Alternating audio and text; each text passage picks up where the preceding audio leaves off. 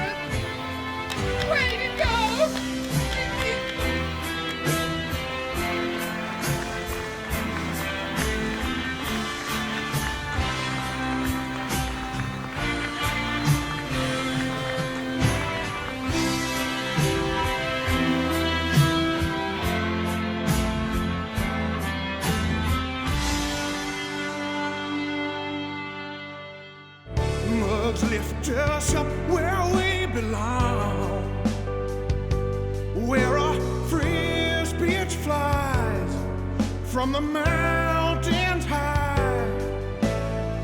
Mugs lift us up where we belong, far from the pricks below, banning our radio.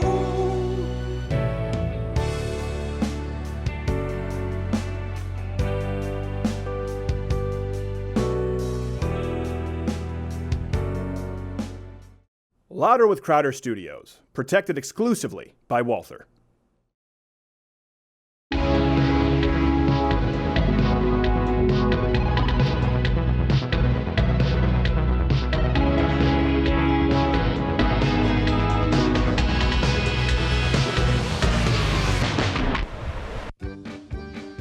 It's June, which marks Louder with Crowder's third annual Cultural Appropriation Month, where we take you across the globe learning and appreciating all the great cultures this planet has to offer. This week, allow us to transport you to the oft-persecuted but ass-kicking culture of Israel.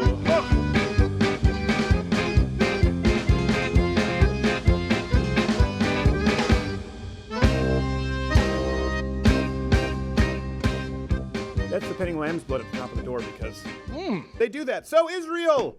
Thanks to Dolav Broughton, by the way, at Dolav Broughton for the idea of Israel Cultural Appropriation Month. Brilliant. This is the Great third idea. year in a row it caught on, and we're going to be looking at, I think, seeing the best live costume every week this month for the culture to see who wins a Cultural Appropriation costume contest. You're looking Brilliant. I'm mighty dapper over there, my friend. You're looking I good. feel like I look more like Mary Poppins had sex with Dustin Hoffman and Hook. Yeah, you definitely look. In case you were wondering, Hasidic was the goal. We have Governor Mike Huckabee on the show. He's going to be thrilled with the get-ups. Nice. Though not as angry as Sally Cohn last year with Sweden. And then we have RazorFist on the show. And we're going to be talking about Samantha Bee. We're going to be talking about the Forbes Top 100. Apparently no athletes there were women. But hey, but the thing behind Cultural Appropriation Month, for people who don't realize, is to appropriate is to appreciate one's culture. That's true. And so we always want to, Israel, a lot of people don't know. Here's some little facts from Israel. Our brilliant researcher, the Beast, Reg, as we call him. Israel is actually home to the city with the most chess grandmasters in the world. Ooh. I would have thought they'd be Asian. If Israel to thank for, actually it looks, the Mighty Morphin Power Rangers. I had no idea that actually a little pissed off now about came that. to us from Israel. But again, they put in nothing but Asians in those suits. I love how it's just like Jason, Billy, the black guy. And then once again, the suits, it's all just 14-year-old female Japanese gymnasts. Yep. And a little known fact also, Israel, the only functioning democracy in the Middle East. So that's something very else that's... Stop. Oh. Allahu Akbar. Ooh. That's awkward. We'd take care of it, but we know we'd be in the nightly news. So producing will be in video studio as always is Jared, who is not gay. Follow him on Twitter at NotGayJared. Meet us, Crowder, with your comments, your thoughts, your photoshops. Again, your costumes and your suggestions. Yes. What would you like to see? And also, who would you like to see for long-form interviews, by the way? We have some coming up. We have some Change My Minds coming up next week, some hidden camera segments, a long-form with Dennis Prager, obviously Jordan Peterson, but who else? We're always looking for people you want to hear an interview with an hour for FF Film League Obligations. Story and conclusions. We good? I apologize for Ready Player One. Yeah. I have to own It wasn't that that bad. It was not that bad. Also, Jurassic Park 2. I'm surprised you took that one on. I know. At G. Morgan Jr., IDF, Resident-in-Chief. Thank you. Right. I feel so powerful in this. Yeah, well. From our Jewish I'm glad brother. you feel that way. Betts. Betts. Winery. Is Betts. that a Jewish winery? I think it's a Jewish name, right? Okay. So, Thanks for doing your research. I did, actually. I looked it up. The Jewish handbook said And it too. Sven Computer is here. You ready to do research and overlays? You ready to get it right? Yes, dude. Shalom alaikum. I'm ready over here. You can follow me on Twitter. Don't sweat it. You can follow me at Elon Muskenstein. Okay. Or alternatively, on my backup account. No. You think he's wearing black because of the outfit, or is he? This must be very difficult for you be as a very German. It's a tough one for to the be here. German. No, I don't think it's black. I don't think he's mourning what his people did. I think he's mourning this episode. This episode. That has to be a part of it. Got my identity. I'm fine. I'm really clear with myself. Yeah. Right, good. Okay, so news of the day. Listen, President Donald Trump has now, this is trending, invoked the War of 1812. Not really the war, but the fact that, the English colony, British colony, and Canada burned down the White House. He had a call with Justin Trudeau. This comes to us from CNN.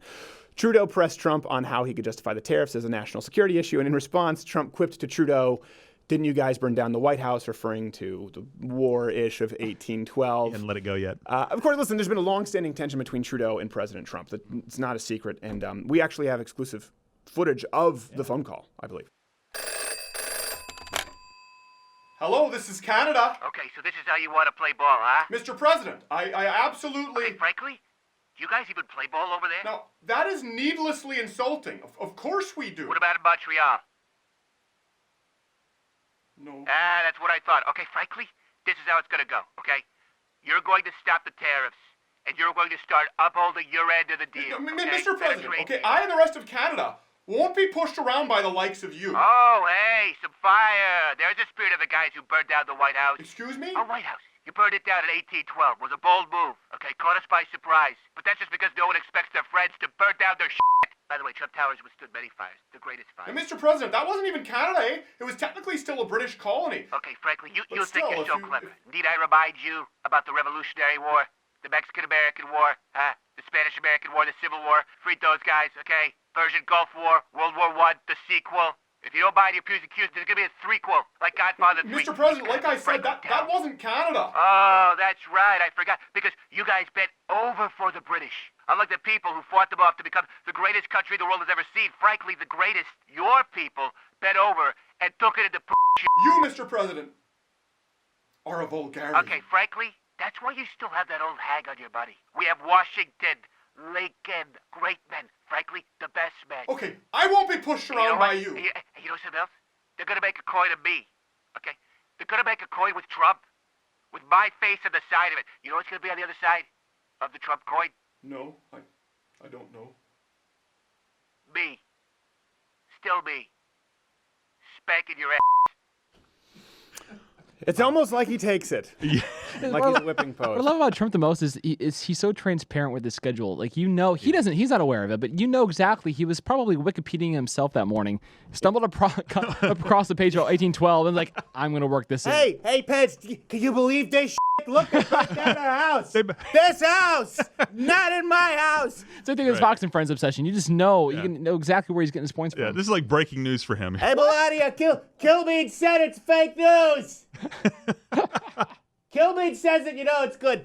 By the way, the National Institutes of Health are spending $350,000 on a new study. Or I guess they spent $350,000 to find out if lesbians are using the right form of contraception. Yeah. Leading researcher is Jenny Higgins, an associate professor in gender women's studies. There's a surprise. Yep. The study is examining, quote, unique barriers lesbians and bisexuals, keyword being bisexuals, have to adequate contraceptive care. Just so you know, the massive study began with a questionnaire, beginning with, are you a lesbian, and ending with them collecting a check. That's...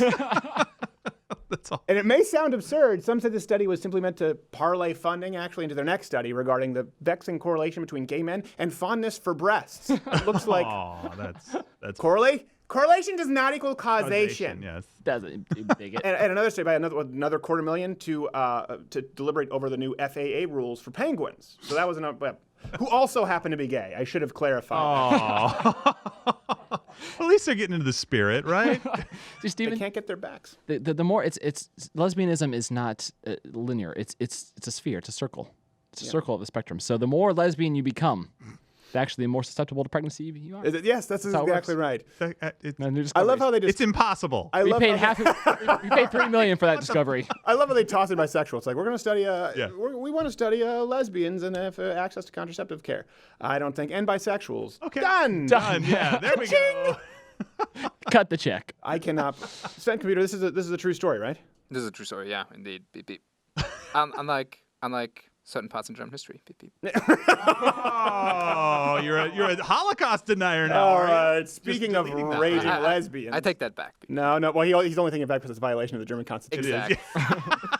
It literally is. Remember that time we were doing a bit? Recorded. Remember that not gay, Jared? We were Yep. doing, It was a great bit. It was hilarious. I can't say that. I would never be able to go back. What? It's an actual violation of the German Constitution to say this about what. This part will have to be scrubbed from the episode. Yeah, exactly. This part will not be scrubbed from the episode, so No, you're screwed, buddy. better keep rolling those burns. Speaking of angry, raging lesbians, at least I assume so. Cecil Richards? Cecile Richards? Cecile? Not the lion. The bad one. No. Planned Parenthood fame. She sparked outrage. I hate to use it but she tweeted, "The Trump administration policy of taking children from their families is immoral. We as a nation are better than this. #families belong together." So I want to make sure you understand this. Yeah. Cecile Richards, president of an organization that profits off of literally dismembering babies and sucking them down a tube, is expressing moral outrage over deporting illegal immigrants. Yeah. I just let that sit in. Yeah.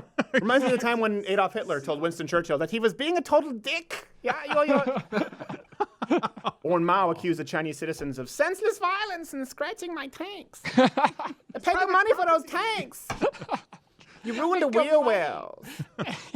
I just bought those white walls. Why can't you use Charles?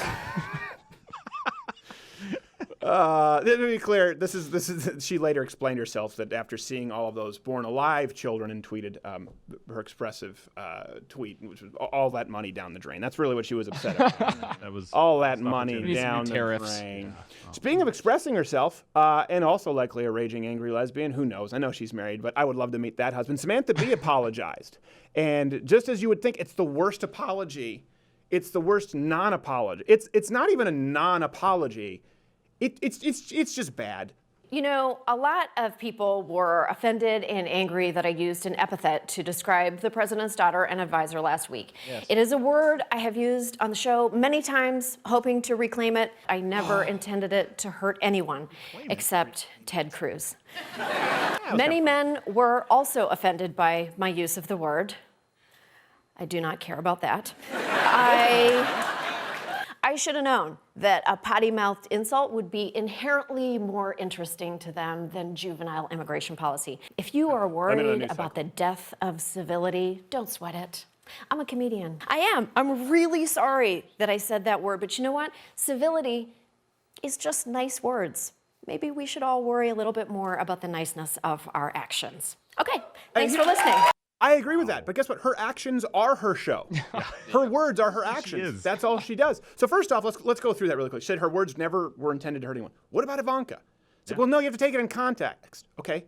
You called her a feckless In which context was that designed to be anything short of an insult? Then she goes, I don't care about them because men aren't allowed to have opinions on someone else's actions, even if you're calling said man's wife the C word, I guess. Then she blames the news media cycle. It's true. Listen, the media absolutely sucks. The news media, the cable news outrage cycle, but so does she. She's the one who feeds into that. She sources from salon.com, so she's kind of lost her leg to stand on. And then she closed it by putting on the comedian hat, which used to bother me a lot about Jon Stewart, and even more when Trevor Noah does it. Even more when Samantha Bee does it, talking about how actions matter more than words. These are her actions. And here's the thing. She hosts a show in which they do nothing but feign outrage. You notice that, right? Yeah. Did you see? Does anyone else see the irony here? Yeah, and she's absolutely terrible at everything that she does, apparently. She can't even do this correctly. She's not that bad about when she comes to lying about statistical realities. No. She's effective. That's the brilliance of the left, jacket for that one. The brilliance of the left. They own the media, so they can just always go up there and cover their own tracks. Just like Bill Clinton. Did you see Bill Clinton on Colbert where he basically teed him up to apologize for all of his comments about Monica I know, Lewinsky exactly. not apologizing? Well, she talks about, because I know it's more interesting than Donald Trump's asinine immigration policy. Oh, yes, because Samantha Bee, clearly you're in the minority when it comes to the media berating Trump over his immigration policy. You're the one swinging, you're swimming upstream, right? That's what's happening here. You're risking it, Samantha. This is what they always hold themselves out as martyrs. It's Samantha Bee, you are the news cycle. You're a part of it. It's TBS. I think Turner Broadcasting is, if I'm not mistaken, is the parent company. Isn't it the parent company there, Sven? It is, I think, yeah. Ted Turner. Yeah. He's riding in on a bison, giving money to the DNC. And all this show constantly demands apologies from people. Well, subsequently, now they're providing a non-apology apology. So here's how an honest apology would have been. And I don't want an apology from Samantha Bee. No. Right, here's the thing. Either apologize or just be honest. So, okay, I got caught. I called the president's daughter C-word. Was intended to be hurtful. I've done it in the past. I thought I could continue to get away with it. I'm wrong. Sorry to those I deliberately aimed to hurt. Or just don't apologize. Either would be fine. That's the only reason. I'm not offended. I'm a little clueless here, too, that she sucked at apologizing, and she said she wanted to reclaim the C-word. I don't know. That's the thing. What does that mean? I don't know. What that means, but even if it meant you want to make that word cool again, was it ever cool? Well, remember how much flack we got into, Not Gay Jerry, when we did that poster of Hillary Clinton, bitch? And we said bitch is going to be the new N-word. And we dialed it back from bitch. Yeah, and we still got a lot of flack. Yeah, we still got a lot of flack. We had the picture of Hillary Clinton, like the Obama blue and red. You can go back and read the article. We said, That's a watch, great Photoshop. This election, it was fantastic. And we said, this election, proud of it. bitch is going to be the new N-word. They're going. Everyone who is racist will wake up and all of a sudden be considered a racist. Be considered a sexist. I apologize. And whose phone was that? Whose phone was that? It was Nightline. Oh, you know what? That was Nightline. That was my phone. Anyway, moving on from Samantha Bee. Let us know what you think. Seattle's homeless tent mansion, if for those who don't, that's the term that's been coined, has been growing. So much to the point where they even added a keg. Yeah. So now it's a party. April, and even though it's an eyesore to neighbors and tourists, city officials have said that the multi-tent encampment is a low priority for sweeps, so they felt comfortable enough to bring over a keg to the site. Though they did warn residents to not share beverages. Also, they posted a notice to those who use the homeless tent mansion jacuzzi should probably be tested for AIDS. Yeah. Really, you're being tested for not AIDS, because if you use the homeless tent mansion jacuzzi and dodge that bullet, we want to know how. Sometimes hold the cure. Sometimes gentrification is a good thing. Scratch that. It's a great thing. Sometimes it's a great thing. thing. Yeah, absolutely. It's expensive to have a keg. You got to rent the machine, like the equipment. Who's in the tent city that's homeless has money to go get a keg? Who's prioritizing that? To go get the keg. Methadone? Yeah. Or Bud Light Lime? You know it's craft. Bad choice. Don't give me that. Speaking of things I don't like, feral peacocks. They're now attacking luxury cars in British Columbia. I think we have some B-roll of this, don't we? Of these actual peacocks. Look, they've been attacking. It actually comes from CBS News. It's a Mustang. That's not luxury. The pesky peafowl, they're saying, are taking property damage to a whole new level. They've been running rampant throughout the town, attacking cars, attacking buildings. And some thought this was actually due to the peacock's mating season. Some actually were blaming it, of course, in a clash with urban sprawl, as you see a lot, until the peacock started a hashtag, Peacocks Lives Matter, and now we see what their true motive was. I don't know how else it could have ended up. They're organized. They are. That peacock do-rag. They're more organized than Sean King. They are. They have more going on for them, too. Better funding. Yeah, better funding. Yeah. I still can't believe Rachel. It's because they're not pocketing half of it. An Ontario teacher's license, by the way, was suspended for 2 months after she told the student to. I can't even necessarily read this. She told the student, quote, "Lick me where I'm paraphrasing, flatulate."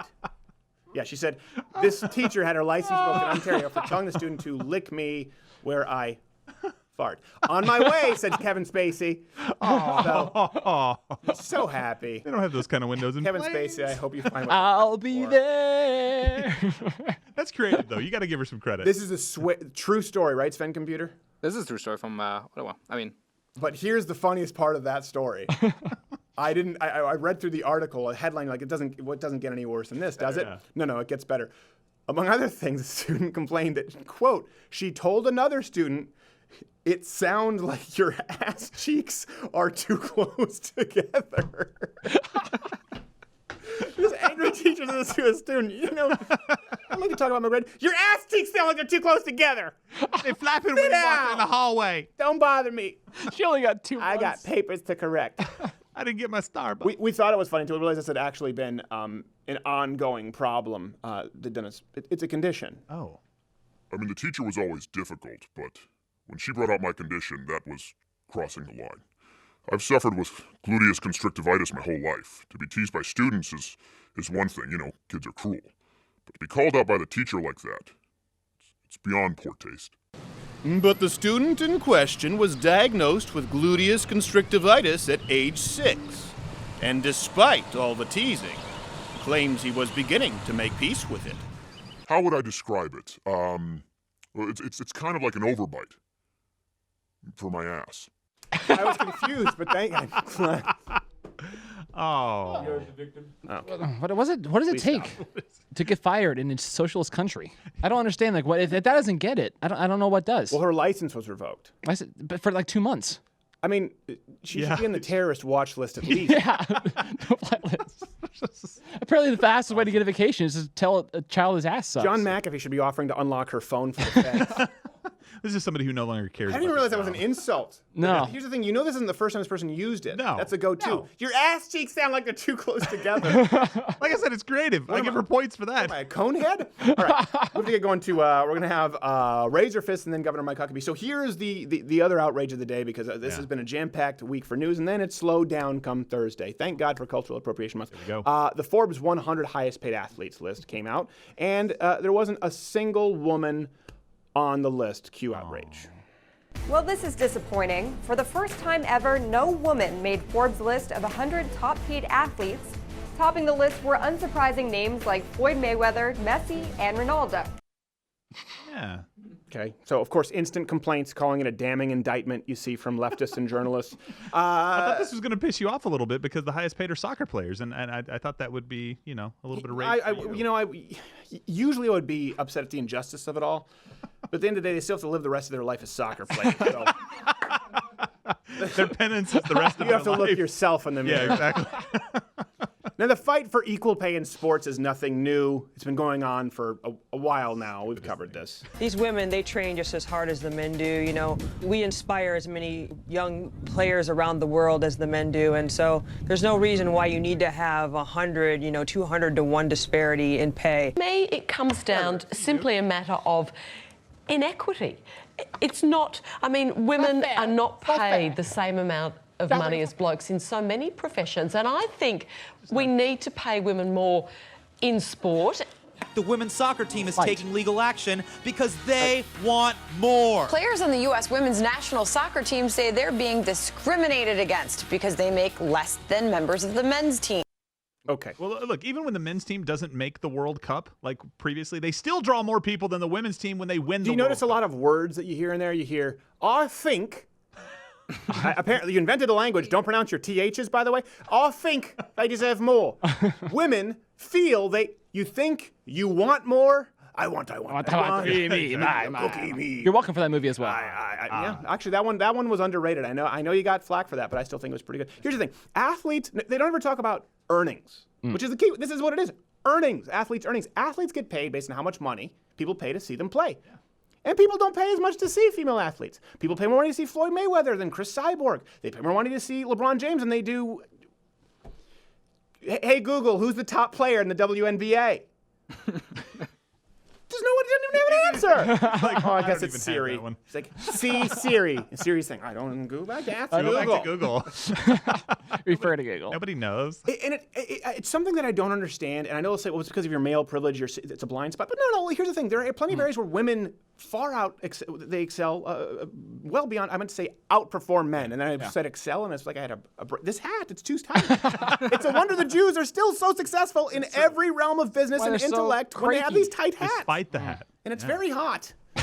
I'm quite certain I have lice. I don't think we shouldn't have got these secondhand from the costume shop. That's a good idea. Daily Stormer's going to cut this section out and be like, see, yes, I knew he was Jewish. Hear him complain. They're going to cut my part out from earlier. Beep, beep. No, they're not going to. They'll cut my part out so that Angela Merkel doesn't have it on a loop like a morphine drip. I didn't mean it.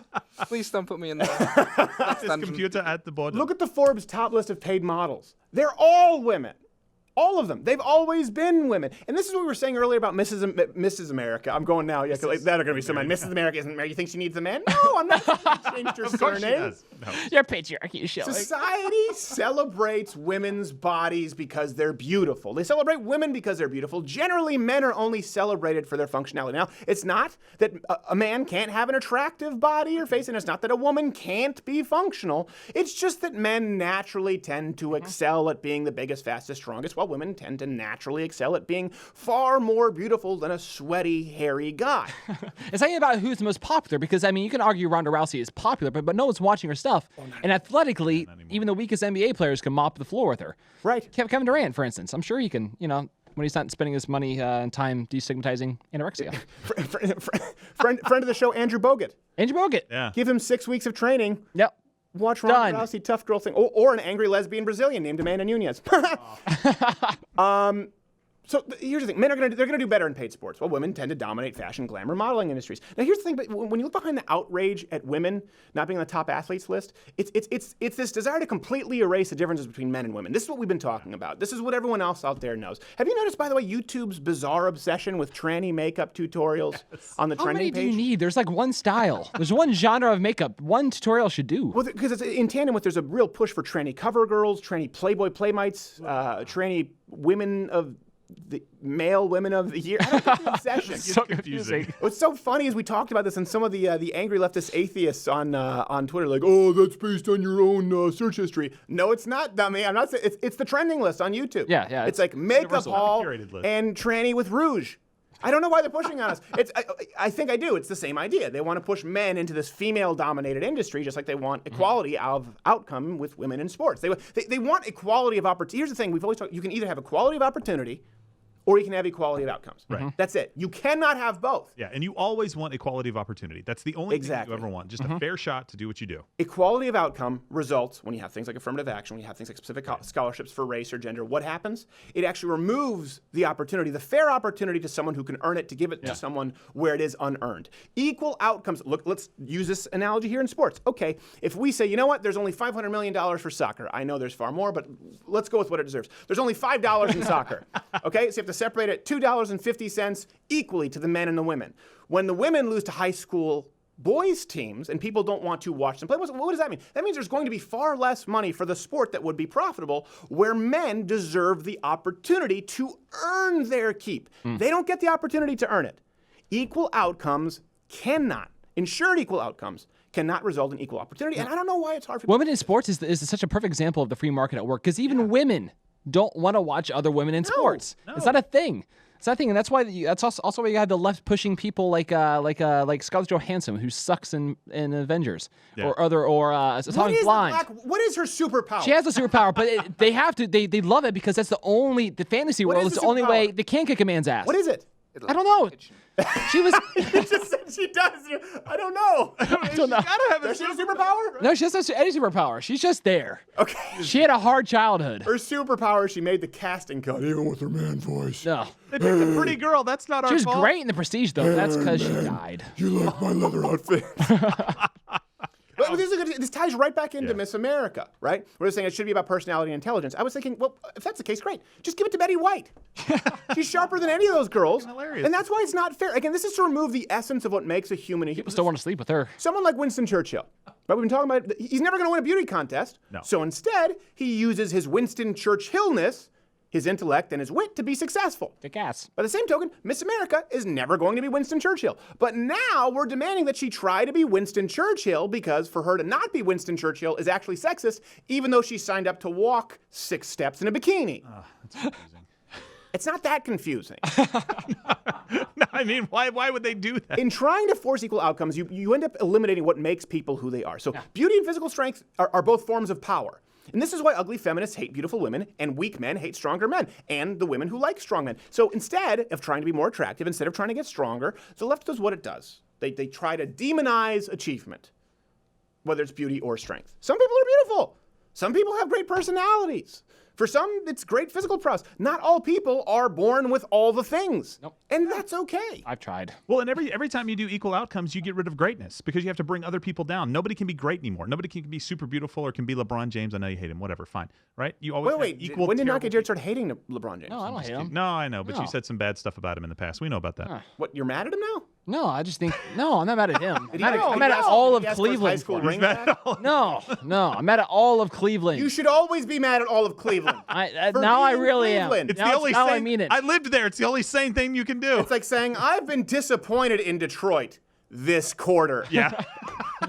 of a what was century. the tipping point? They removed the Coney Island I liked. Oh, well, there you go. There you go. When it comes to men, they're just better at performing at higher levels when it comes to athletics. Don't believe Sven Computer brought this up. Look, we have the actual overlay here of what happens when they go head-to-head with boys. 15-year-old boys. It's not pretty. 15-year-old boys, Sven Computer? Yes, under 15-year-olds even. So you could have been on that team. And there's nothing wrong. There's nothing wrong with that. Well, okay, there's a lot wrong with that. But what I mean is there's nothing wrong with accepting that men are better at certain things, including athletics. Just like, by the way, it's okay to accept that women are better at certain things. And the Miss America, the Forbes list and the complaints, it's the exact same complaint you see from the left as you do with Bernie Sanders, as you do with Black Lives Matter, as you do with Pussy Hat Economics. It's just people screaming, everyone has to be special! Son of a bitch! When everyone's special, right? It's The Incredibles. Bernie Sanders needs to watch The Incredibles. Gretchen Carlson needs to watch The Incredibles. Anyone mad about the fact that women are not making more than Floyd Mayweather, arguably the best defensive boxer of all time? Need to just watch The Incredibles. When everyone you declare to be special, then nobody is. We're so concerned about correcting papers with a red pen now that it's banned in certain states and provinces because it might hurt someone's self-esteem. But let's not actually acknowledge a kid for an area where he's talented. Let's tell them you know what helps a kid's self-esteem? You know what helps a girl's self-esteem or a boy's self-esteem? Is finding what they're great at, discouraging what they suck at or what is destructive, and pushing them on down that path. You can't do that when you're guaranteeing equal outcomes. We'll talk more about that after the break with we have to get to RazorFist, and then I think Governor Mike Huckabee and RazorFist after.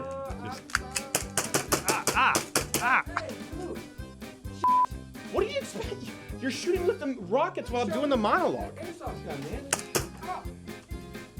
What'd you think would happen?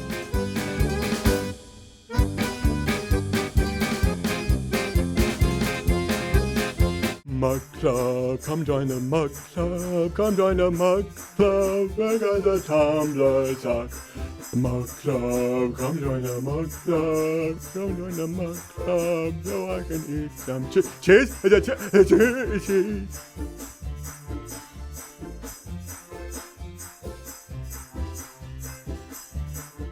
No matter what like this, always be together. You should know.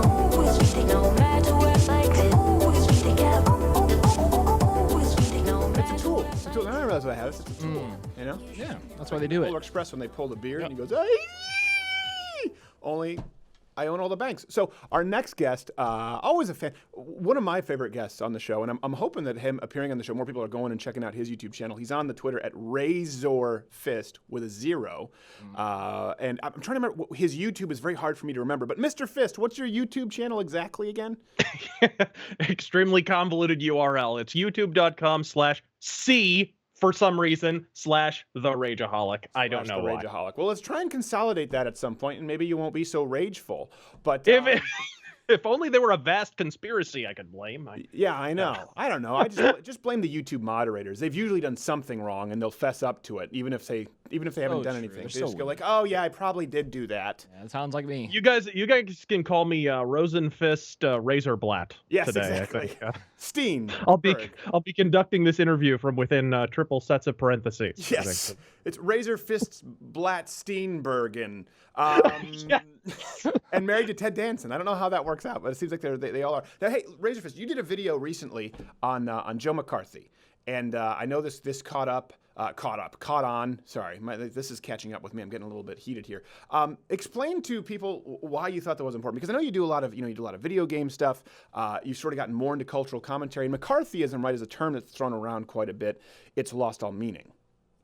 Right. No, actually, it was originally it was sort of more about how Hollywood communism infiltrated the entire sort of area and how it relates to current California politics, and really how people today have conflated McCarthyism and Hollywood communism, right? The whole hearings thing, which they're actually two distinct things. McCarthy was right sometimes. That's one thing people don't realize. Sometimes they were right in spotting communists. Well, and that's the thing. After the fall of the Berlin Wall, after it went, Splitsky, they uncovered all these communiques. They were reprinted in several books, actually. The Soviet World of American Communism by Harvey Clare, John Earl Haynes, and Kirill Anderson, I believe. They actually reprinted word for word the communiques. And you found out that apparently the Soviet Union were funding the American Communist Party, including the Hollywood Communist Party, to the tune of between 1/3 and 1/2 of their overall operating budget. Yeah. Yeah, they were, and just Hollywood alone, they were dropping at least $2 million annually. You know, the same amount like an American politician spends on ads every 4 years, except they were doing it every year. Or ass, if you're Bill. Yeah, it depends. Well, it's all part of the expense budget. Either way, taxpayers are footing the bill. Yeah, either way. So, okay, so, and that ties into, so you did this video. I highly recommend people go check it out at C/the Rageaholic. But that ties into, obviously, you have the California Senate run. I mean, it's kind of really with California, outside of the Arnold issue, when it comes to state politics, when it comes to the state legislature, and of course the House and Senate, it's which Democrat is really going to win, or Republican with a D in their name, effectively. Well, yeah, but like, how badly did Jerry Brown have to f up as governor to get a Republican within 6 points of victory in California? Like point. that state is bluer than Jared's balls over there. If you put you could put a D next to Trump's name, they'd elect him king without even checking. Yeah. Like, how do you even do that? What, did he hide their hash brownies? Like, how does that even work in the state of California? I am constantly vexed at California. There was an article that someone just tried, I think at the New York Times, they tried to pass it off as though it was a great state for business. It's actually not. And if you remove Silicon Valley, it's not growing at all. And I think LA, for the first time, has seen population stagnation, if not decline, relatively speaking. I don't have the numbers in front of me, but compared to Texas, and you have a lot of Californians moving from California in businesses. You have State Farm, Toyota, Liberty Mutual to Texas, but then they bring their policies there.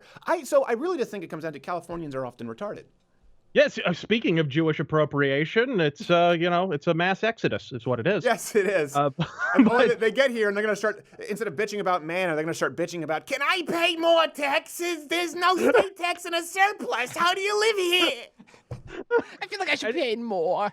The thing that blows me away is, like, even though DNC numbers are down, like, did you see what some of these, particularly the entrenched California Democrats, like, won by? Yeah, like, these dudes are pulling down, like, South American dictator numbers. Yeah. Like, oh, what's that, Feinstein? You won by 1,005%? Oh, yeah, that's not, I don't know, that's not fishier than Stormy Daniels in a sauna. All right, we get where this is going. I think I could after you said Stormy, I was like, this can only end one way. This is bad. So okay, what do you expect? What do you think is going to happen with California? You've been covering this quite a bit, or you're interested in it quite a bit. Do you think California rights the ship, or do you think it just crashes itself into oblivion eventually? Well, come on. Like I said, they will elect literally anything with a D next to their name. I mean, they re-elected Jerry Jonestown Brown. You know what I mean? Like, anyone, this guy spoke at Jim Jones's church. He appointed Jim Jones illegally the housing commissioner of San Francisco. 1,000 dead commies in, the worst pinko potluck in human history. And 30 years later, they re-elect the guy because apparently Pol Pot was booked. You think this is a state that's turning it around? No, you know what I mean? No. It's going to be the state equivalent of Detroit, which is sad because of all the rich natural resources. I mean, it really should be. When they say, well, California is actually still the 5th biggest economy in the world, it's like, well, it's a coastal state with more resources than any state ever. Yeah. The funniest story to me, we were just talking about it this week, for those who aren't Mud Club members, to me, the funniest story, which I believe crystallizes California perfectly, is when Tom Selleck was charged with stealing water for his avocado farm. I just thought, that's Tom Selleck stealing water. He doesn't even like avocados. That's a fascinating thing. I don't even know how he was doing. Was he siphoning it? I think he was putting it in trucks. But it's like, in California, it's like, if you guys just didn't dam everything up, if you guys allowed yourselves to actually use the water, so? You're so close to the border, you can get your guacamole there. How else are you going to grow that? How else do you grow that magnificent mustache? You need a sod farm under there. You got to nourish it. You would think so. Smearing it into his face. I think we've about tapped this conversation. Basically, in California, it doesn't matter if you have a D next to your name in San Francisco, a D in your, take whatever your pick is here. What's your thought on the? We were just talking about this earlier. I would imagine you have a lot of thoughts on this because it's kind of more cultural, social. People complaining that no female athletes are amongst the top paid in Forbes 100, and they've removed the bikini and obviously evening gown from Miss America. It's like there's been a crap storm of just destroying the idea that women can be beautiful this week. It really is. When I heard that, I naturally assumed the fix was in for Amy Schumer, but then I remembered there was actually a talent portion. So no, sadly. Good Lord, you are unless Shrill is a talent. But. Yes. Well, or your vagina smelling like a barnyard animal and tagging that with the exact same joke 15 times. No, I mean, that's what we were talking about earlier. If it's about intellect, if it's about personality, send in Betty White. She just cleans house. It's a beauty pageant. Well, that's the thing. If I want to watch some broad tell me what charity she donates to and, listen to her demonstrate Tibetan throat singing, I could always date an anthropology major. It's not hard. They're all over catmoms.com or whatever the hell. It's funny that you say that. I thought it was, I forgot. It's Tibetan throat singing or Mongolian throat singing. It is Tibetan. Oh, yeah. I had a cab driver in Los Angeles. Can't do it. Do Tibetan throat singing, and he wanted me to do it. Was like the he's like, do it with me. It's kind of going and it's basically whistling and humming at the same time, and it sounds like when Jim Carrey and Dumb and Dumber said tractor beam. Sucked me right in. I had a cab driver who would not let me off the hook without Tibetan throat singing. So why do you know about it? Well, you see, I have a past at a Tibetan monastery. Actually. Yeah, I can imagine. And then Brad Pitt came and made that crappy There's a lot movie. you don't know about me. But it is. I mean, we were just talking about this. Have you ever sat down, because all the top models paid are women, have you ever sat down and been angry and said, why are these women being paid so much money to be on the cover of these magazines, and gotten bitter about it? Yeah, I don't know about you, but my head doesn't hit the pillow at night without thinking about, how much Cindy Crawford was paid for that shitty Doritos commercial. Or Elle Macpherson for her poor performance in The Edge. That's the only negative in that film. It's still a positive, let's be honest, but she wasn't great. That was a really specific reference. Because I tell you what, when I was a kid, it was Elle Macpherson in The Edge. I was all about the Elle Macpherson. The Bod, she was known. Apparently perfect dimensions. Could you imagine that nowadays? She was known as the Bod because she had the perfect dimensions, which, by the way, were not thin. She wasn't a thin girl. She was more of a Kate Upton type, and men loved her. She was 6 foot, bosomy, and, we gave her a lot of money. Almost like it's a pageant or something. You know what I mean? Like it's a pageant. Can you imagine this metric being applied anywhere else on God's green earth? Any other pageant, like, welcome to the Westminster Dog Show, where we'll be handing out first prize ribbons if you lick your balls and chase a laser pointer. You know what I mean? Like, it doesn't really work that way. You're supposed to stand there and linger your hand uncomfortably near my dog's balls for 45 minutes. Okay, that's.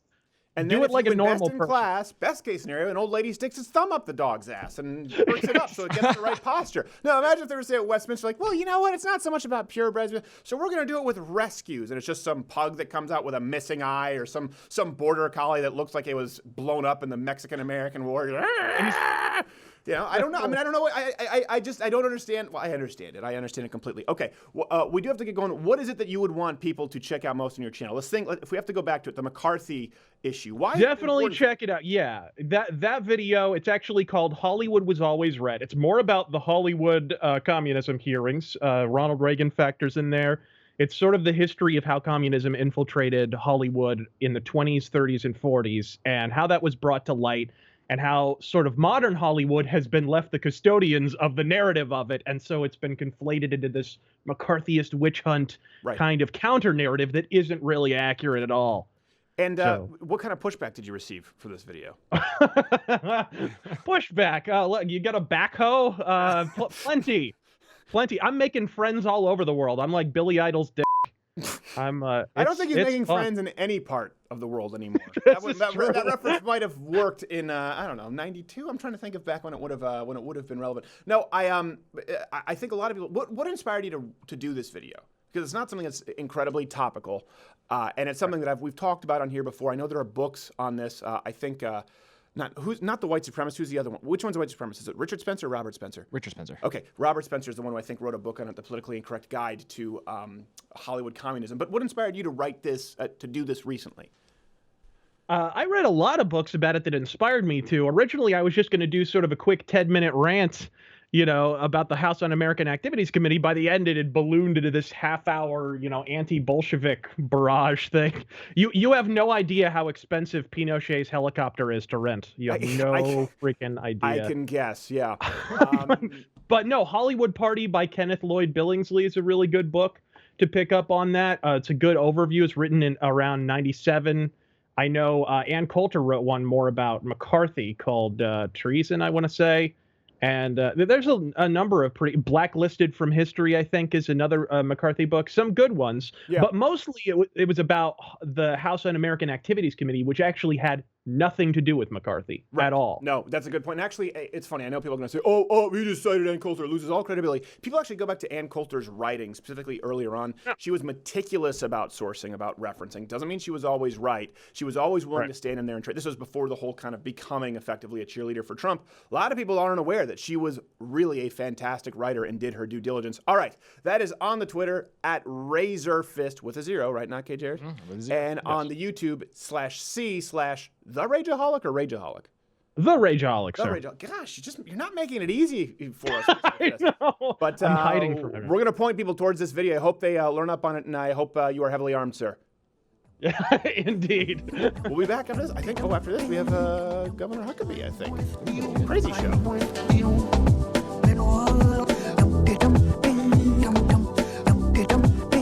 Hey, one live read of the week. Listen, if you enjoy Cultural Appropriation Month and other festivities that YouTube would never allow natively on its platform, please do join at louderwithcrowder.com/mugclub. You get access to the entire CRTV lineup, this wonderful hand-etched mug for $99, $69 annually if you're student, veteran, or active military, and of course you get the daily show. It's what keeps this channel going because no one knows what's going to happen with YouTube or social media here in the future. Also, if you don't want to join up at Mug Club, because you're a cheap bastard, you can support our sponsors. We only have a handful. The biggest one has been Walther for a long time. They've re-upped with us, and by the way, for those who were looking earlier, this was an airsoft gun. So Walther, I highly recommend for a home defense pistol. Their PPQ, this is a replica of that as an airsoft gun with which I shot Palestinian terrorist earlier today. I think was it Umarex? Umarex, yeah. If you're looking for airsoft guns too, not only a pistol, they're really good quality. Pretty accurate PPQ. Walther does everything very well. Yes. And that's the thing. It makes it really easy for a sponsor of ours. A lot of you I know are gun enthusiasts, and a lot of you are saying, hey, what should I do for my first firearm? Okay, they have their PPQ, that's their full size, they have their PPS to carry, and then they have one that's in between.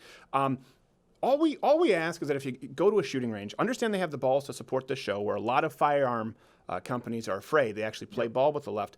Walther stepped up. They support the show, and we just ask, go out and try it. When you go to a shooting range, see if it's not the try the Glock, try the Smith & Wesson, try all of them, try the Walther.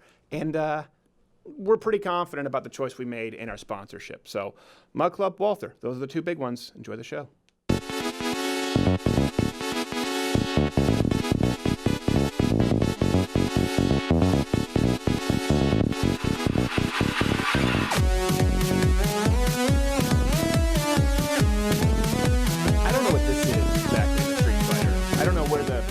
Someone can tweet me at SCrowder. I don't know what Hadouken means either. They could be saying something incredibly profane in that video game, and I play it, and kids play. You have no idea. No idea. No idea. That's what we need the rating system. systems. Their culture. We did Japan last year. We missed that boat. Our next guest, I very much appreciate that he's come on the show, and I know he's not feeling that well, so you can. He's been on the show many times. You can follow him at Gov Mike Huckabee. He's the host, of course, 8 and 11 on TBN now. The show Huckabee.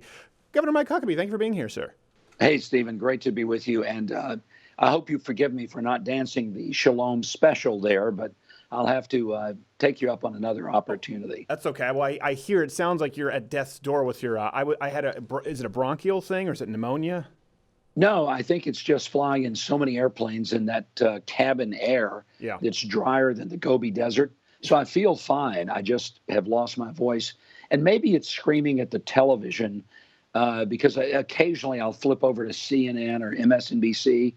And I found myself uncontrollably yelling at the screen, which I've got to stop doing that. I was going to say, I mean, if people don't know what's going on, your neighbors are just going to be saying, well, it's that point. He was very sharp, and now he's senile. We never thought it was going to happen with Governor Mike, but here we go. It happens. Yeah, it happens. I feel the same. We have to read Salon and HuffPo every day. We have to we read through leftist sources more than conservative sources to try and know what they're saying. And I know you've always done that. You've always been, we've talked about this with you on the show. You've always been so formidable in debate. You've always been very straightforward. You don't shy away from what you believe, but polite. And we've tried to talk about that. There's a way to be civil, but you don't have to lie about finding common ground where there isn't any. Why do you think so many people miss that? They think it's one or the other nowadays. That was something I've always wanted to ask you. I think Stephen, it's simple. A lot of people don't take God seriously, but they take themselves incredibly seriously. Right. My view is don't take yourself too seriously. Take God seriously. And don't ever think that the whole world is all about self. But, when people get their feelings hurt over everything, it's really an indication that they have such a focus upon themselves. They really are narcissists. Right. And people need a sense of humor. So I love your show. You've got a sense of humor. Well, and not everybody likes it, because the left goes nuts because, you poke holes in some of their inconsistency. There are plenty of legitimate like reasons. This show. Plenty of legitimate gripes, Governor Huckabee. I didn't want to go there. No, I know. I didn't want to do that. Well, there you go. But what if you're like Kanye and you're the Black Jesus? Then I guess you have to just take it all seriously because you are God. Hey, I wanted to ask you something though that I know has been in the news and will be near and dear to your heart. Something I think you could provide some insight on. The Alice Johnson story. Yeah. Right as I talk about something serious, this hat lops over like E.T. which is big. The commuting of the sentence of Alice Johnson by President Donald Trump. Now, we haven't really heard a lot about this in the media. Black woman who was there for non-violent drug-related charges. And you've had to deal with this, obviously, as governor. Tell us what your view is on this situation right now, and why hasn't it gotten more coverage? It would seem as though it's something that is a happy all-around story everyone would want to hear.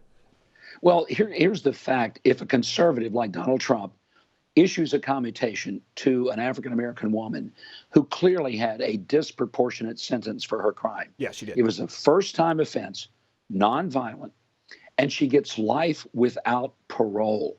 I cannot begin to tell you how excessive a sentence that is.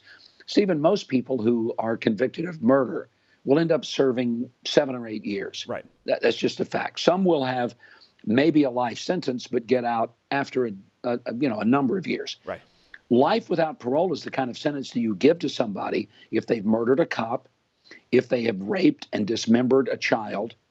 It is not what you give to a great-grandmother. By the way, she's already served 22 years of the sentence. She has lost that much. Now, a lot of people say, well, you know what, we've got to be tough on crime. I get that. Sure. But we should not be so tough on people. And I'll put it to you this way. My prison director when I was governor, great guy named Larry Norris, and he used to say, we're locking up a lot of people that we're mad at rather than the ones we are afraid of. Right. And I think that really settles it because, look, it costs probably in the neighborhood of $35,000 a year in a federal lockup for the taxpayers. Now, I'd have to ask, as a taxpayer, how many of us are really excited about locking up great-grandmothers for a crime committed 23 years ago, adjudicated 22 years ago, and her still being in prison for no particular valid reason after all this time? I don't know. I'd imagine maybe like Bill Cosby to draw some press off himself. I'm trying to think of sending her home and reasons. giving her universal income would actually be cheaper. Yeah, it would actually be cheaper. Well, here's the thing. I also don't want to conflate the issues because the left, they've been so wrong about some of these sentences or wanting full pardons. Remember Tukey Williams and they were complaining to Arnold Schwarzenegger going, this guy was actually one of the founding members of either the Bloods or the Crips, had killed, I think, 4 people in 3 different shootings and refused to, his entire life, give up information regarding other members of the gang, but he wrote a children's book. So everyone was campaigning saying, well, you need to make the phone call. This guy I think he had the death penalty, if I'm not mistaken. I think so. And this was very different. I'm going, well, hold on a second. It's one thing to write a children's book on how to avoid gang violence. It's another thing to actually save children's lives if you could give up the names of people who are out there still killing. This wasn't one of those cases. I encourage people to go read up more on the Johnson case. And have you had some situations like this where you had to do this as governor? Oh, absolutely. And it's a tough call. I mean, I had 1,000 cases a year that would come to my desk. Carried out the death penalty more than any governor in the history of the state. Not something that I would take any pleasure in because it's a horrible, horrible thing to have to do. But I also probably issued a record number of commutations, not as many outright pardons. And there's a difference. A lot of people use that term interchangeably. Very different. But Stephen, here's the reason. A lot for of people the who don't know, cases- really quickly, I know you know, but for people who don't know, a pardon basically erases the conviction. Pardon says you're no longer a felon. You can vote. You can buy guns. It's as if you never committed the crime. Commutation reduces the sentence. And most of the time, a commutation reduces it to time served. Right. In her case, she walked out the door. In some cases, you commute to a specific term. Let's say a person has been given 60 years. They've served 5. You commute it down to 10. And maybe they serve 2 more years and then they get out on parole. So there's a lot of different, all of it is under the banner of clemency. Right. But what I was going to point out is that, a lot of liberals say that they believe in sentencing reform. That is until a conservative actually does one. I can tell you there's no political upside to Donald Trump having done this. The conservatives, a lot of them will be mad at him, and the liberals will never, ever, not one time, give him any credit for looking at this African-American grandmother, great-grandmother, and stepping in and writing an injustice in a disproportionate sentence. So, I experienced this. When I would do one and people say, oh, you need to, commute this sentence. I do it. And guess who beat me up the most? The left. Yeah. Because they didn't want me to get credit for having a heart. They wanted to say that conservatives, hate people, especially minorities. And that's a It's soft not way of true. doing that is I hate the term compassionate conservative. Well, I'm a compassionate conservative, implying that all other conservatives are what? I just say, no. I'm a conservative. Don't hit me with that label. But final question on this, and then I want to move on to the Philadelphia Eagles. Let me ask you this, because in Sweden, they basically get glorified apartments, right, for prison. Do you think that prison should be more about punishment or rehabilitation? Because in Europe, it's so far the other way, where it's almost not a punishment in some of these countries. And in the United States, a lot of them don't get rehabilitated. And that's one issue where I've talked about. I go back and forth. I think they need to be punished, but I don't know that the system works. Well, I can assure you that when you lose your freedom, it is a punishment. And, people used to say, all these people in prison, they've got it so well, so good. Well, they don't. I've been to every prison in my state and always said, if you ever hear that I've committed a crime and it's a state crime, I guarantee it's a lie, because I would never do something that would subject me to spending one night in one of our prisons. I ran them. I knew them well. I would never want to be there. If I commit a crime, by gosh, it's federal, because they're a lot better in their prisons. But having said that, be selective. There you go. That's the headline. That's right. Governor Mike Huckabee says, be selective in your crime. Commit federal. If you're going to commit a crime, do a federal offense. But I think what we have to recognize is that the real goal ought to be correction. I mean, that's the goal we have with our own children, isn't it? Right. If our children do something that's wrong, it's not that we want to punish them because we get some delight in watching them suffer. Our delight comes when their behavior is corrected. Now, in order to do that in the really penal system, the necessity is making sure that whatever adjudication is given, it not only fits the crime, but it has the best likelihood of bringing the outcome to be some level of correction. Yeah. Let me give you an example, Stephen. 88% of all the inmates in the Arkansas prison system are there for a drug or alcohol-related crime. They were either drunk or high when they committed the crime, or they committed the crime to get drunk or high. Yeah. Put that into focus. What we need is not more people locked up. We need more people who are in some type of effective treatment program that gets them out of the drug and alcohol addiction. And I'll be very blunt with you. The only programs that I've seen effectively work are faith-based programs, and those have to be voluntary for the inmate. You can't force people into a faith-based program, but it's the only thing that works because these are people messed up on the inside, and you can't just change their behavior by reconditioning. And it's a vicious cycle, like you said. They're either doing it because they're drunk or high, or doing it to get drunk or high. It's the wild turkey or the egg classic. Or going to therapy so they can get back out and get drunk and high. Yeah, exactly. I know someone who their relative, I will not say who, but this person knows who they are, went to the insane asylum a long time ago. And she was so manipulative and so difficult, they opened the door and said, please leave. You are free to go. So hopefully a little bit better than that. Speaking of insane, let me ask you this. The Philadelphia, I was about to say Flyers because I'm a Canadian guy, a hockey guy. I was about to say Philadelphia Flyers. No way. Philadelphia Eagles, the White House. You said you would have handled that situation a little bit differently. I'm curious. What's your take on this? Well, let me first of all say the Eagles tried to set the president up for an embarrassment. Right. The whole team was invited. They all cleared security, and then it became known that when it got down to it, only one of the Eagles, maybe two or three, would have even shown up. And so it would have been an embarrassing situation, not just for the president, but for the Eagles. But they didn't care. They wanted it to be that. But what I suggested was, I think the president should have said, as many of you as want to come on, and then show them the time of their lives. Give them all kinds of White House swag, take them up to the private quarters, walk them through the whole facility, and absolutely make it the best day of their lives, and let them go back and say, my gosh, the president treated me like a king. I think it would have been a great way to do the totally unexpected thing. And in politics, I subscribe to the view do what people least expect you to do, push them back on their heels, and never give them the pleasure of having you do what they thought you would do. But they are professional football players, so it would be pretty hard to exceed expectations at this point. You're going to say something there? Multi-millionaires. They need some free swag for sure. Yeah, they need some free. Yeah, I don't think a tote bag will do it. But maybe if they had like if President Donald Trump had a water slide from his bedroom going out to the pool, like in blank check, or he does. He has that. Does he have? It wouldn't surprise me at all. Yeah, my daughter, she takes her kids on that water slide all the time. I want to go straight for the rube, right to the pool. No sun touches this gold. Okay. It would be. They would go back and they would say, "Listen, it was a lot of fun." I do wish he just wouldn't have made it so public. I just would have not said anything and invited another team who would have been happy to come and then have them there. There are a multitude of ways I could handle it. I do like your idea. Your show is on TBN on Saturdays at 8 and 11. Right now, it's called Huckabee. Is that different? Yeah. Wasn't your other show called Huckabee? It was. We couldn't come up with a better name. Okay, I'll tell you, the show is very similar, except we're doing it in Nashville. Okay. We have an amazing studio. Big theater. We have about 1,000 people that come be part of the show. Wow. And it's enough politics, Stephen, as you remember from my Fox show, that it's fun.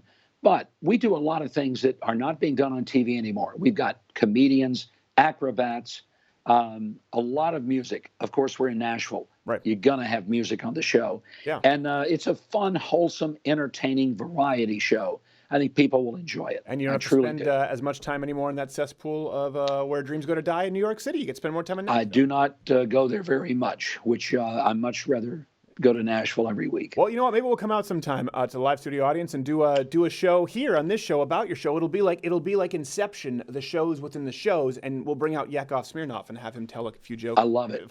All right. I love that. Thank you. At Gov Mike Huckabee. You can watch the show on TBN 8 and 11. Thank you so much, Governor. Go heal up. Drink some honey tea. I will.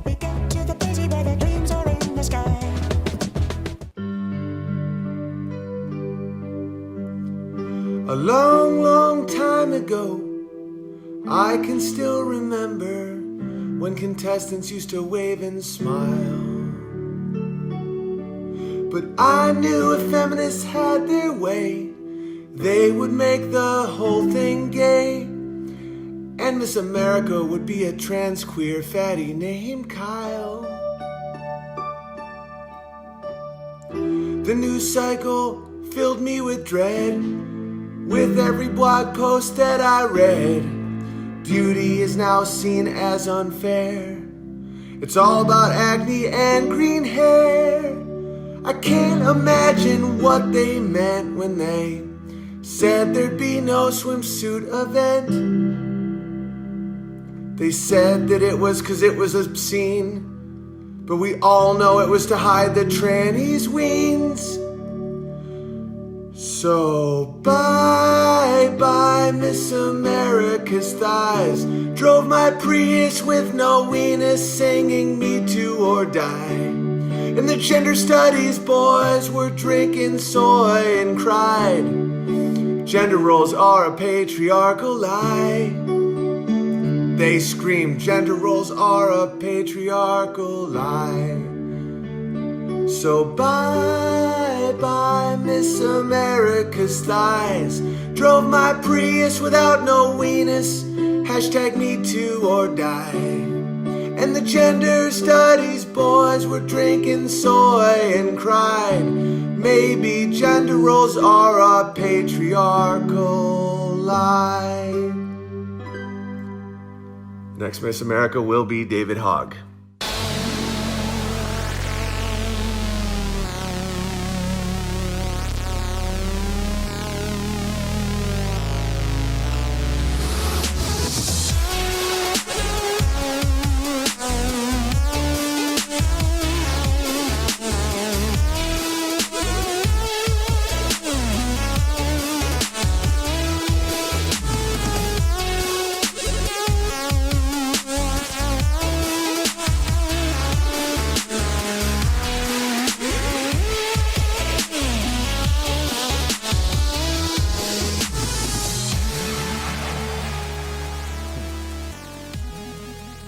Does hair float?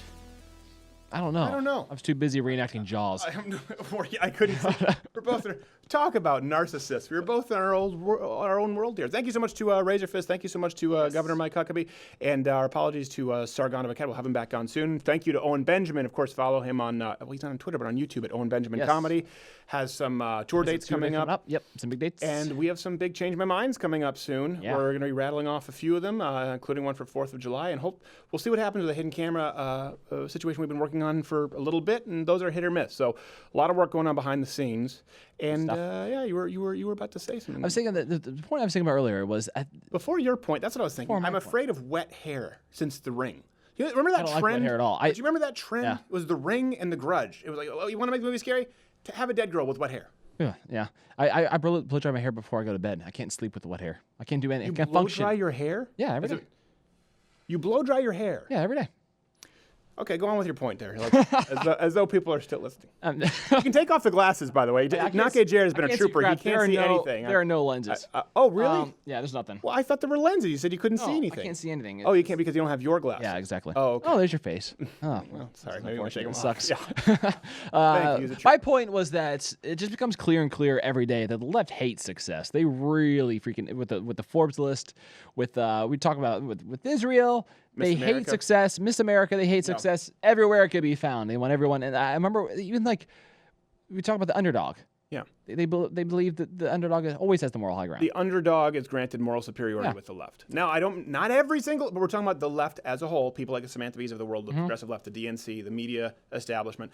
Yeah, they do. They grant moral superiority to the underdog. Yeah. If you're an ugly fat feminist, you are granted moral superiority over the woman who trained day and night and got ready for Miss America. and donates her time to charities. Yeah, right, exactly. Because she's pretty. Because she's pretty. Yeah, I even I think about the movie Rudy. Like I think most of us grew up with that, thinking like, oh wow, what an inspirational story. Then I got older, I'm like, that's kind of BS. Yeah, he didn't really deserve it. He didn't really deserve that. It's a feel-good story because everyone else feels sympathetic for him because he worked really hard. But the truth is, it would have meant more if he'd have earned his spot. And you know what? Rudy could have maybe earned his spot somewhere else. Yeah.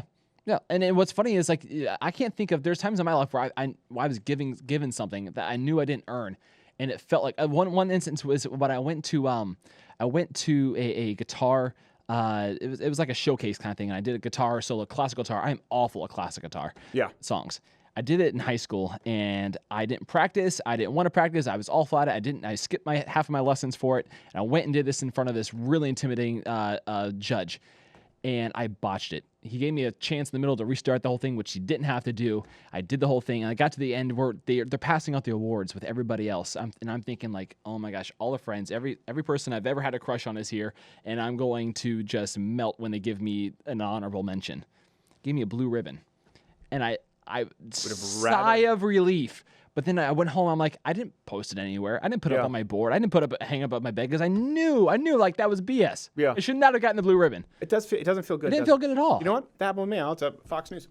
When they hired me, I was 21. I was the youngest contributor. I knew they didn't know how young I was, but I knew it was just because I was sort of young comedian, something they hadn't had before. I had spanked Alan Colmes on air in a debate, but I knew that there were other people more deserving of that spot. Remember when I got it, I was happy. But then in contrast, I worked so hard when I was there. I moved to New York City with no guarantees, by the way. It was like you were paid per appearance, and then it ended up being like this kind of, paltry retainer when I worked for those who are coming on. A lot of people don't realize I was at Fox News for 4.5 years as an on-air contributor. Hannity, Fox and Friends, Red Eye, all the shows except O'Reilly. Yep. Literally. And I worked so hard when I was there, and I fill-in hosted. And then they had Fox News. I think it was Studio B. It was an online thing, the Fox News Strategy Room, and far fewer people watched that than watched this program. And I worked so hard and showed up for the early segments. No one wanted to do. I remember 2 New Years in a row, I had to be up at 3 a.m. because I was in Central Time at that point, and I was having to do it by satellite. And they had me do the first hour of Fox and Friends. Yeah. And I worked so hard just trying to get something off the ground because at that point they were looking at doing some weekend programming, and it didn't matter. I was literally told, listen, it's just not going to happen. We're either going to rerun O'Reilly or Hannity because it's cheaper. We're already paying them. And if you look at their programming, it was just rerunning this. They would do Bill O'Reilly, I think Hannity, Greta, and they would rerun all of them like twice. Really? So it didn't matter what I did or how good I was. It's free at that point. It's free. You're filling out a clock and selling catheters. It's already paid for content, yeah. So when I got it and I didn't deserve it, I felt bad. And then when I really knew that I gave it everything I had and it wasn't given the shot that they said, yeah, you deserve, we're just not doing that right now, I was done. Yep. What would have been better for me? What would have been much, much better is to give me the honorable mention, let me deal with the embarrassment, and then I would have come back the next year and blown everyone out of the water. Because I would have gone home and be like, you know what? That's not going to happen again. Right. Because I knew I was better than what I put into it, but I didn't earn it. Yeah. Would have been better for me to not get any kind of mention at all. And we talked about this. Everyone out there is good at something. Long term. You got to find it. When the left says, believe in yourself, you're perfect the way you are, and we don't champion that cause. We say, well, hold on a second. You're not perfect the way you are, and sometimes maybe you shouldn't believe in yourself. But the left doesn't want you to believe in yourself. They want you to feel good in the moment. They want you to feel good. They want everyone to feel good. But it's okay. Believe in yourself. Oh, you know what? I think that I would be a really good Miss America. This is no. We can't have that. Believe in yourself. You know what? I think I could become an NBA officer. Well, no. We need to have a certain amount of money for them, and everyone needs to be the same. They don't want you to believe in yourself, because to believe in the only way to truly believe in yourself, the only way to truly have self-confidence is to earn it and to believe in what you're able. What does believe in yourself mean? Think about that for a second. Let's say you've talked about this as one of the funniest jokes I ever heard, where you said, I was talking about my grandfather-in-law who had built 2 houses with his bare hands, and you said we could probably learn to do it. You said I said there's no way I would trust myself. I wouldn't go on the second floor. No, exactly. So what is believing in yourself? You can build the house, believe in yourself. If you know you're not good at it, you don't believe in yourself. You believe in yourself when you achieve something, when you achieve excellence. And the left doesn't want you to believe that. The left really, because they want to remove everything that makes us unique. They want you to be another faceless number. And here's one thing too, I've changed a little bit. This is why we've spoken out against this more. This is why we've been a little bit harsher with Samantha Bee.